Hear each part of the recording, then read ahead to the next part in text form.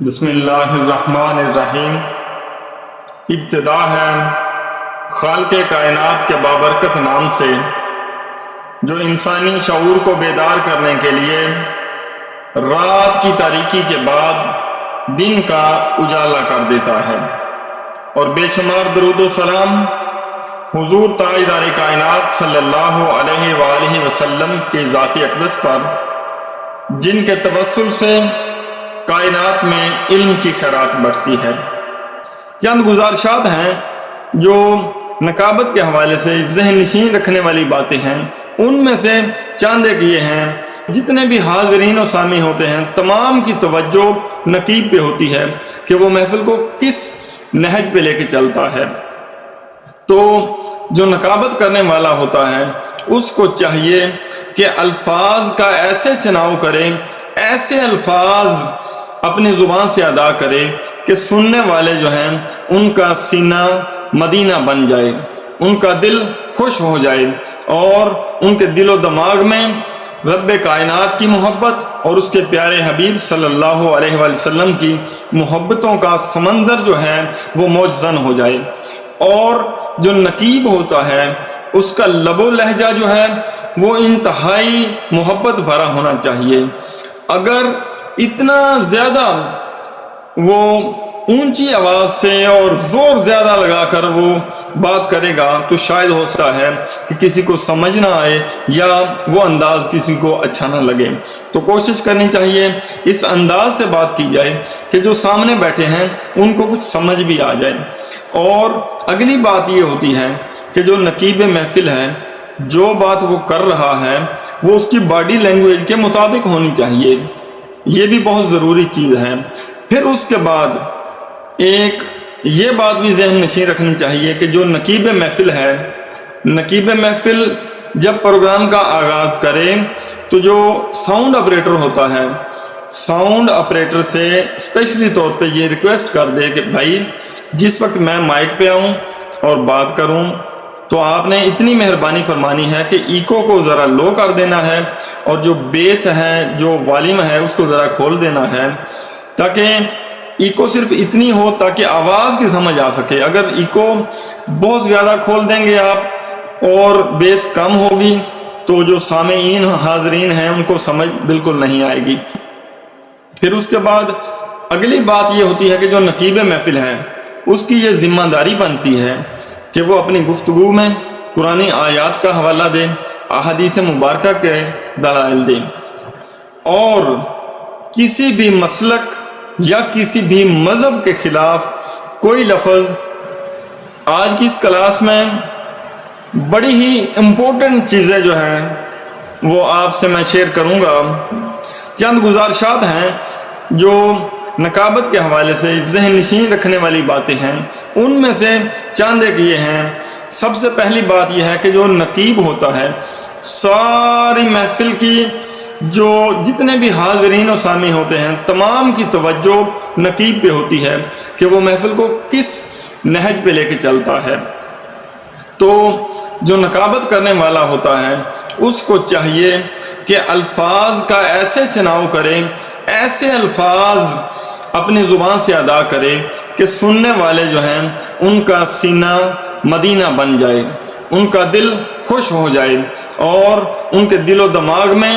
رب کائنات کی محبت اور اس کے پیارے حبیب صلی اللہ علیہ وآلہ وسلم کی محبتوں کا سمندر جو ہے وہ موج زن ہو جائے۔ اور جو نقیب ہوتا ہے اس کا لب و لہجہ جو ہے وہ انتہائی محبت بھرا ہونا چاہیے۔ اگر اتنا زیادہ وہ اونچی آواز سے اور زور زیادہ لگا کر وہ بات کرے گا تو شاید ہو سکتا ہے کہ کسی کو سمجھ نہ آئے یا وہ انداز کسی کو اچھا نہ لگے۔ تو کوشش کرنی چاہیے اس انداز سے بات کی جائے کہ جو سامنے بیٹھے ہیں ان کو کچھ سمجھ بھی آ جائے۔ اور اگلی بات یہ ہوتی ہے کہ جو نقیب محفل ہے، جو بات وہ کر رہا ہے وہ اس کی باڈی لینگویج کے مطابق ہونی چاہیے، یہ بھی بہت ضروری چیز ہے۔ پھر اس کے بعد ایک یہ بات بھی ذہن نشین رکھنی چاہیے کہ جو نقیب محفل ہے، نقیب محفل جب پروگرام کا آغاز کرے تو جو ساؤنڈ آپریٹر ہوتا ہے، ساؤنڈ آپریٹر سے اسپیشلی طور پہ یہ ریکویسٹ کر دے کہ بھائی جس وقت میں مائک پہ آؤں اور بات کروں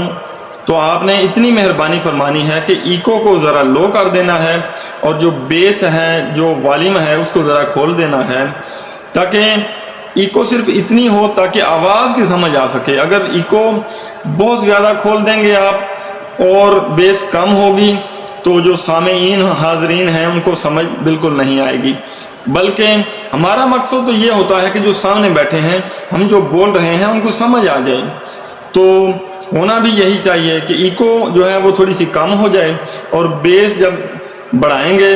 آواز زیادہ ہوگی تو جو سامعین ہیں ان کو اچھے طریقے سے بات کو سمجھ آ جائے گی۔ پھر اس کے بعد اگلی بات یہ ہوتی ہے کہ جو نقیب محفل ہے اس کی یہ ذمہ داری بنتی ہے کہ وہ اپنی گفتگو میں قرآن آیات کا حوالہ دے، احادیث مبارکہ کے دلائل دے، بات قرآن و سنت کے دائرے میں رہتے ہوئے بات کرے، شریعت کے جو دائرہ ہے اس کے اندر رہتے ہوئے اپنی بات کو چلائے، اور کسی بھی مسلک یا کسی بھی مذہب کے خلاف کوئی لفظ، کوئی جملہ یا کوئی شعر بالکل نہ پڑے۔ ہرگز یہ نہیں ہونا چاہیے، بلکہ اپنی محبت جو ہے وہ محبت بھرے انداز میں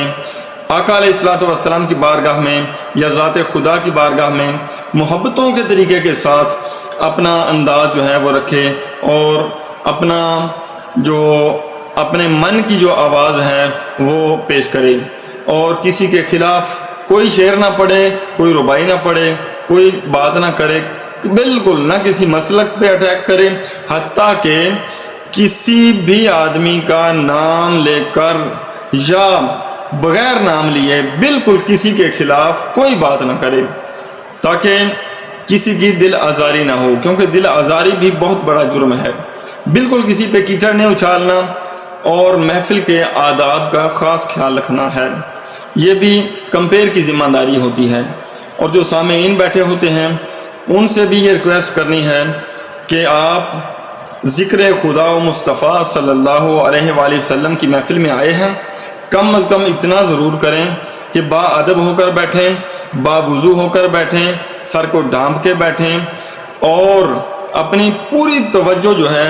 وہ سامنے بولنے والے پہ فوکس رکھیں، اور محفل کے آداب کا خیال رکھتے ہوئے ڈسپلن کا مظاہرہ کریں۔ یہ بھی نقیب کی ذمہ داری ہوتی ہے۔ پھر اس کے بعد جو نقیب ہوتا ہے اس کی یہ بھی ذمہ داری ہے کہ جب وہ بات کرے تو پورے پروگرام کو تربیت اور اصلاح کے حوالے سے لے کر چلے، تاکہ جو محفل پاک میں آنے والے احباب ہوتے ہیں ان کو کچھ حاصل ہو، وہ کچھ لے کر جائیں، ان کی کچھ اصلاح ہو، جو ان میں بری چیزیں ہیں ان کو وہ چھوڑ کے جائیں، اور نئی چیزیں جو ہیں ان کو حاصل کر کے اڈاپٹ کر کے جائیں، اور جب محفل پاک سے واپس گھر جائیں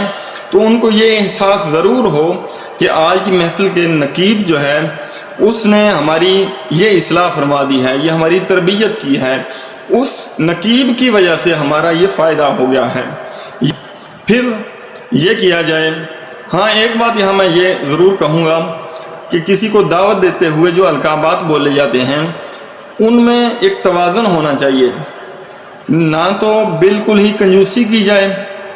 اور نہ ہی اتنے زیادہ القابات اور اتنے زیادہ ساتھ چیزیں لگا دی جائیں جتنا اس کا مقام و مرتبہ نہ ہو، نہ بالکل نہ کریں،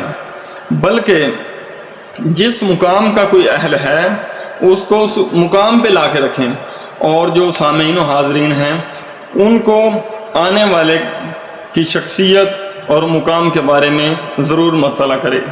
پھر اس کے بعد اگلی بات یہ ہوتی ہے کہ جو نقیب محفل ہے وہ کسی بھی محفل میں جائے تو ذات خدا اور ذات مصطفیٰ صلی اللہ علیہ وآلہ وسلم کی رضا کے لیے جائے۔ میں تو یہ کہنا چاہتا ہوں کہ جب آدمی اللہ رسول کی رضا کے لیے جاتا ہے تو بہت کچھ حاصل ہوتا ہے، بڑا فیض ملتا ہے خدا و مصطفیٰ صلی اللہ علیہ وسلم کی طرف سے۔ تو کوشش کی جائے کہ بے لوث خلوص کے ساتھ محفل میں حاضری دی جائے۔